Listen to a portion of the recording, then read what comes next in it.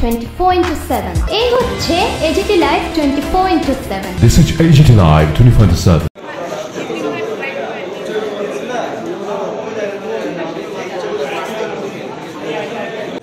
আমার তো দিলে আমার একটা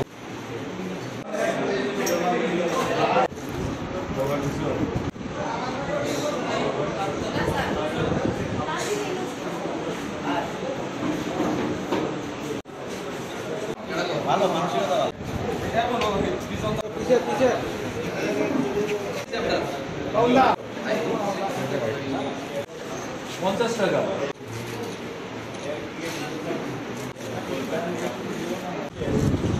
প্লিজ দিয়ে আমার একটা মাইলে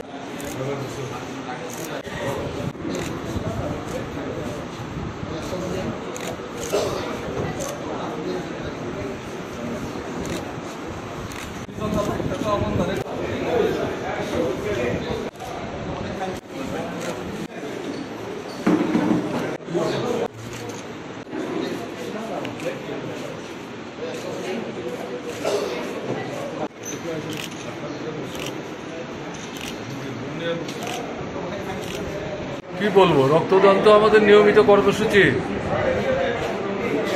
বছরের পর বছর ধরে দিচ্ছে।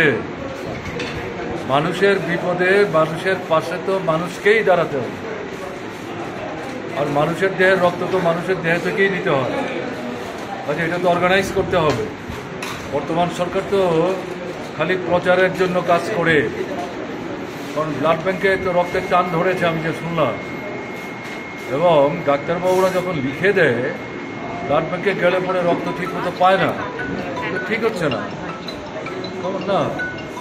সেদিক থেকে আমার নিজের ধারণা গত বছর খানিকের মধ্যে রক্ত দেওয়ার যে কর্মসূচিটা এটা অনেকটা পেছনে চলে গেছে, এটাকে আবার উপরে তুলতে হবে। সরকার কতটা উদ্যোগ নিল না নিল তার উপর নির্ভর করলে চলবে না।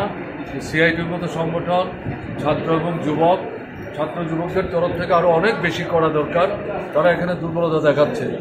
আপনারা যেহেতু জিজ্ঞেস করলেন, আপনাদের মাধ্যমে তাদের নেতৃত্বের দৃষ্টি আকর্ষণ করছি। অন্তত রক্তদানের জন্য তো তাদেরকে বিশেষ করে উদ্যোগ নিতে হবে, এছাড়া তো কোনো বিকল্প নাই। তো আমাদের নিয়মিত কর্মসূচি বছরের পর বছর ধরে দিচ্ছে। মানুষের বিপদে মানুষের পাশে তো মানুষকেই দাঁড়াতে হবে। তারা যেমন এক্সিট পোল দেখিয়েছে, আবার ইন্ডিয়া ব্লকের তরফ থেকে তারাও তো তাদের সমস্ত নেতৃত্বের বৈঠক শেষে তারাও তাদের সংখ্যা দিয়েছে, যদিও তারা এক্সিট পোল বলে কিছু বলেনি।